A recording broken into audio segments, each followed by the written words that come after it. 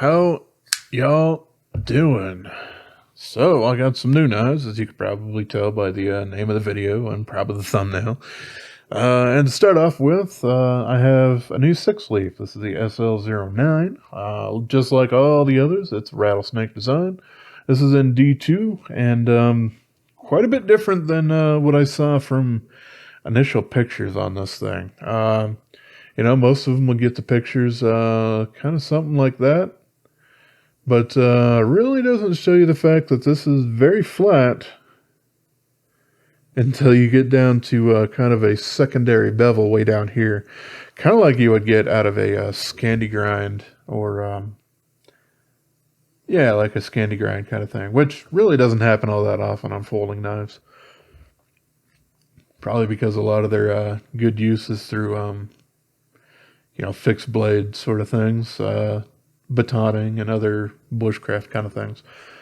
This is this is a little on the thick side here because we got like 4mm blade stock thickness up here, and then it does taper ever so slightly before it gets down there.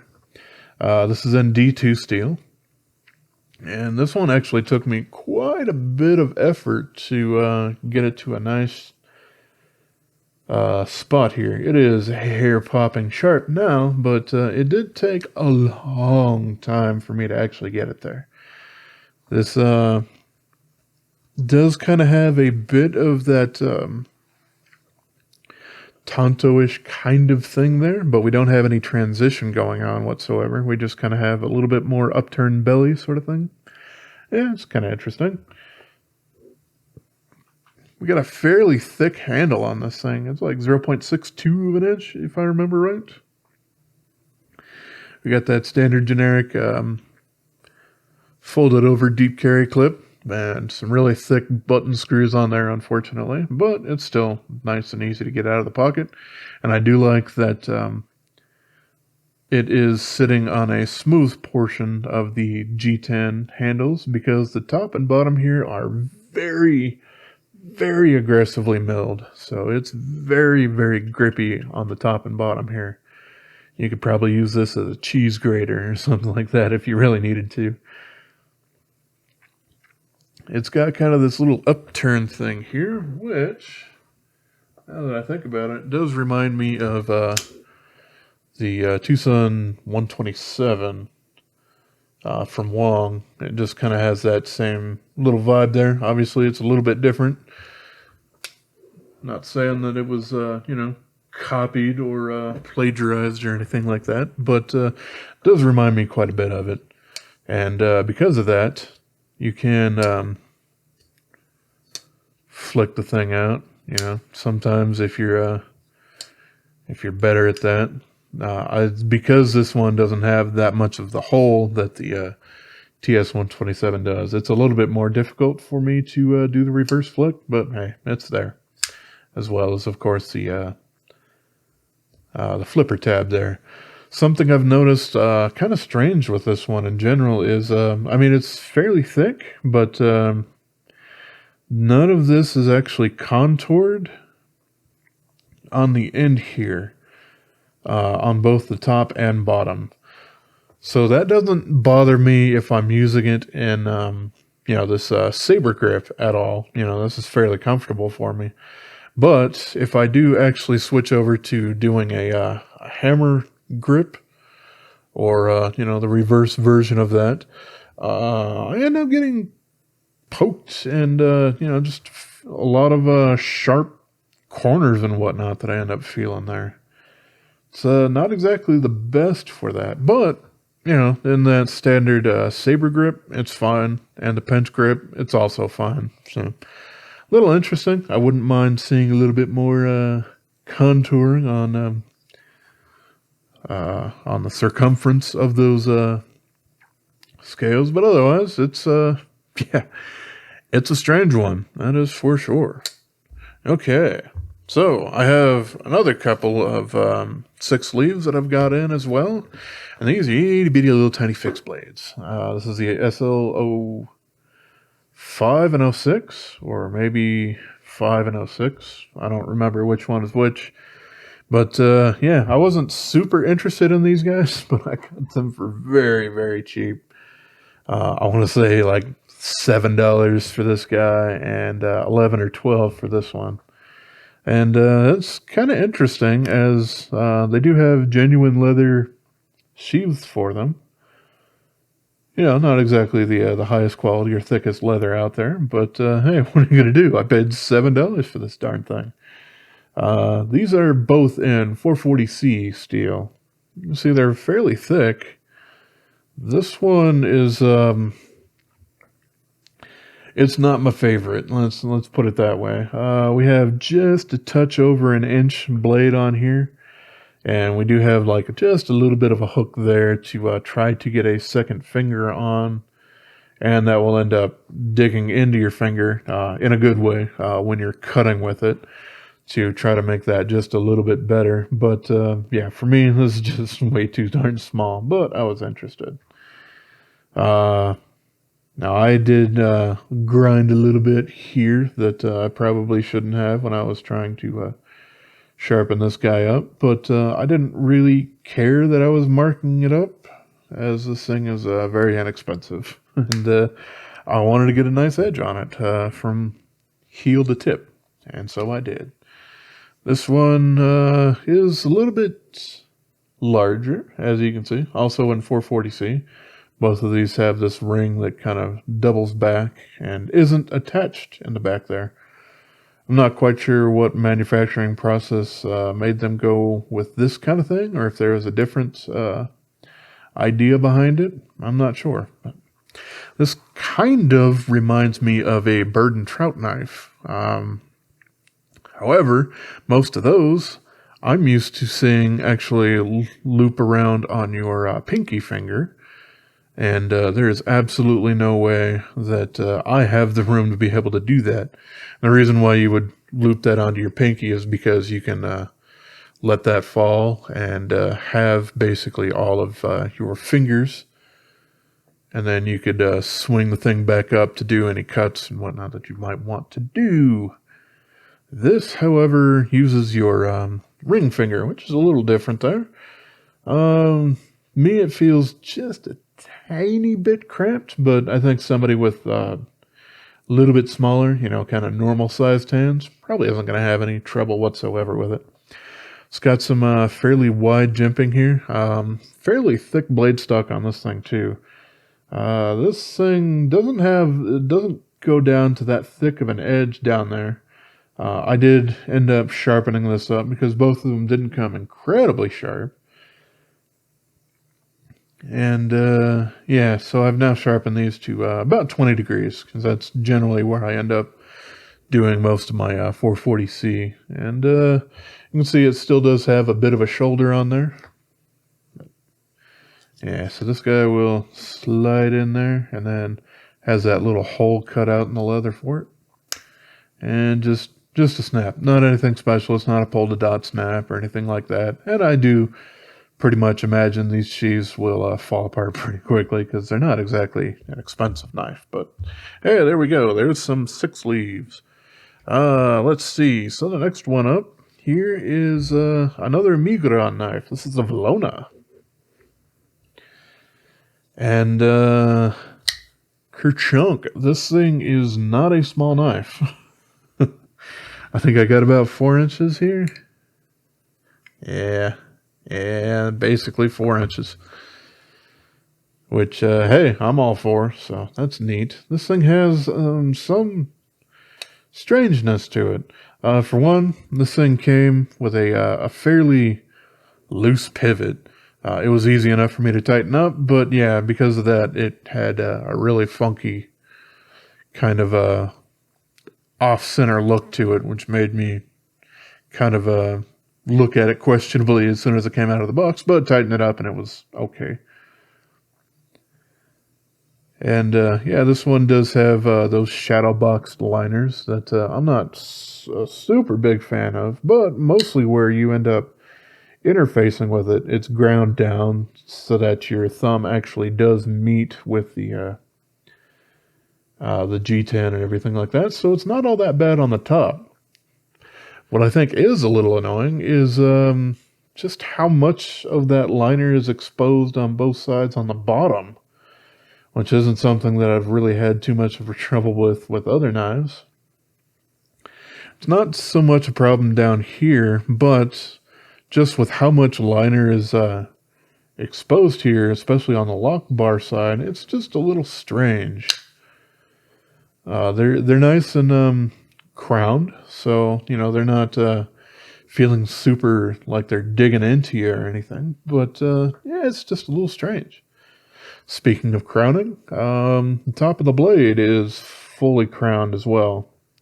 So that's kind of nice. The action on it, now that it's all kind of tightened up and everything, is pretty good. The detent on it is a little loose, but I can also see that when it's closed, the blade is actually favoring the lock bar a little bit, so I can probably put some more tension on that lock bar to help with the tension there, and probably do a little bit better job with that, so that'd be nice.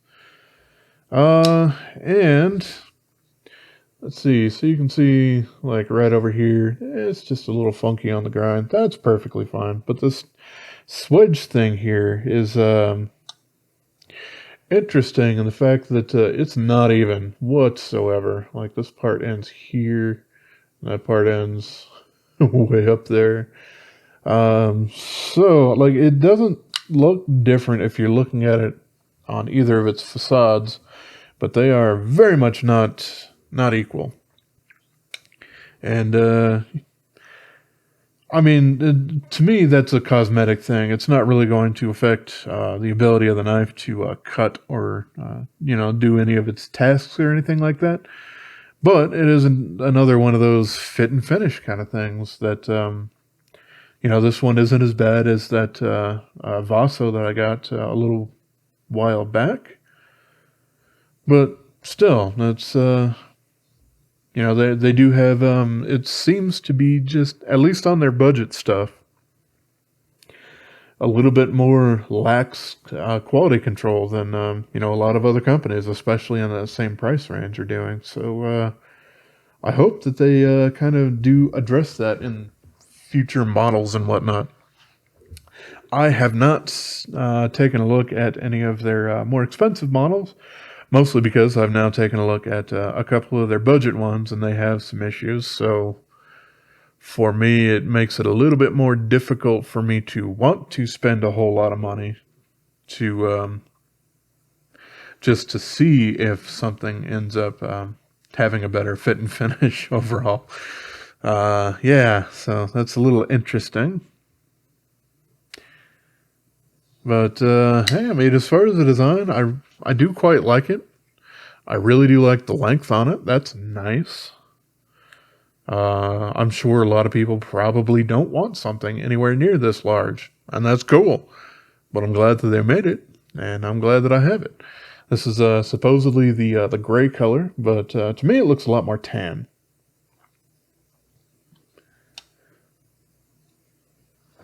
And yeah, we do have a milled titanium clip on here. It is sitting on this Peel-Ply G10, and it's fairly stiff, so it will take just a little bit of getting used to and breaking in to make that go in your pocket quite nicely.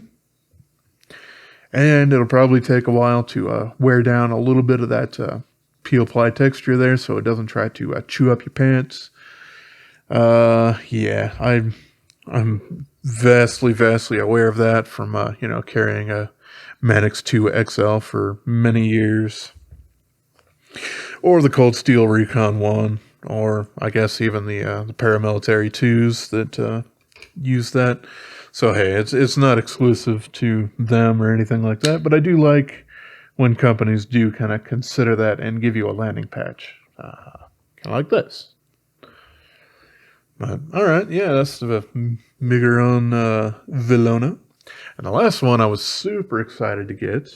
This is the new Kizer. This is the Tauser K. And this comes in two different variants. They both have the same kind of material, but they are quite a bit different. This one is the blue one, which means it has this milled pattern going on, of course, on both sides. And the other one is basically kind of corrugated red and white. And I'm not quite sure. It doesn't have this milling on it at all, but it might be contoured, whereas this one is basically flat scales. Not quite sure, because I haven't actually got one in, and I can't quite tell from the pictures. But what I do like about this is this material is Richlite. And if you're not familiar with it, it's, as near as makes no difference, it's paper micarta. It's a name brand of a style of that, and they do something that kind of sets it apart from, generic paper micarta, but I honestly couldn't figure out exactly what that was. It was a little bit different, but still, it's nice to see the material out there. I know Benchmade has used it in a couple, but it's nice to see some other manufacturers use the stuff. So yes, this is basically like a paper micarta, and it feels super nice. I really do like the finish. It has that kind of grippy nature to it, which on this one helps with the that kind of geometric milling going on there. Very soft feeling, but it still has a little bit of that chalky feeling, like you might get from a new aluminum anodized or powder coat kind of vibe, like a lot of Benchmade 940s are quite chalky when you get them new. This one's to a little bit lesser extent. This one's obviously nice and smooth, but it's 20 years old and beat to hell, so what are you going to do? Yes, so that was a neat thing to see that Kizer is playing around with some Richlite. I do like that. I also do like thumb stud deployment. This one doesn't have a flipper tab, and that kind of makes sense. Opening this up, this is a fairly large upturned sheep's foot kind of thing. So it's a little bit in the vein of the Sheepdogs, but just a little bit more angled downwards, and kind of in between sizes on some of those. I think this is more or less around like 3.5, or well, yeah, as far as sharpened blade lengths, we got like 3.25, but it's basically 3.5 inch or so, right around there. And this is also, well, for one, stupid drop shutty, right out of the box. So there's that. It has that same action like the Bag Glider 2 does. So watch your fingers if you're closing that thing, because it will come down a chomping on you. But another thing that I was super happy to see is that this is using 154 cm steel rather than N690, which they've done on a ton of their budget models now. They were using VG10, and then most of those had moved over to N690. But yes, this and some other new ones are using 154 cm, and this is definitely a Vanguard series ASO design. This one, somewhere in the 60s, I think, as far as the price that I paid here in US dollars. So that's pretty darn neat. Like to see that. I do have another new Kizer on the way in 154 cm. It's the Rapids. It does look quite a bit like the Bag Glider or the Doman or something like that. It's very much in that kind of vein. But that one uses micarta and G10. Kind of interesting. So we'll see how that turns out. That'll show up, I don't know, sometime. Well, we're coming up right here on Thanksgiving, so it'll probably come to me sometime later next week, but that's okay. I'm a patient person. Sometimes. But yeah, because you don't have that flipper tab there, you do have that landing thing in case you do really want to choke up there. You got jimping that extends out quite far to help with all of that, so that's nice. But it's also very comfortable back here. Which is interesting because it does use a folded over pocket clip here. Now it's not inset into the scale material itself, but it is using flush screws, and I will kind of excuse that a little bit because you can actually mount it left-handed. So, it's one of those that will definitely make some left-handed people happy. So that's always nice. And or make it easier for you to carry it offhand if that's something that you would like to do. It is interesting looking at the end here. You can see basically, here, let me grab my little watch bar thingy here. But these are basically the brass cages for each side there. Or they're bearing cages. They're not brass, obviously. These are the nylon sort of jobbies here. It's kind of interesting to see them exposed out the side like that rather than, being fully encapsulated by the blade. But it doesn't really affect its integrity all that much. The only thing that I would wish, and this might sound a little strange, is that there was a little bit less lock bar access going on up here. If they extended that out and then scalloped this liner just a little bit, I think it would be just as easy to get the access to that, and you would feel a little less of that one side on your finger. It's not super uncomfortable, but I think it probably could have been just a little bit more comfortable if this was closer to it. But otherwise, yeah, quite nice. I'm glad to see some more companies using 154 CM. It's a good steel. It's, yes, it is a variant, essentially, of 440C. And that's not really a problem. I think it adds molybdenum and maybe something else or whatnot. Helps with carbide formation. It's definitely an upgrade over 440C. It's probably one of the best ingot style steels out there. Still, it's quite up there as well as Nitro V and things like that.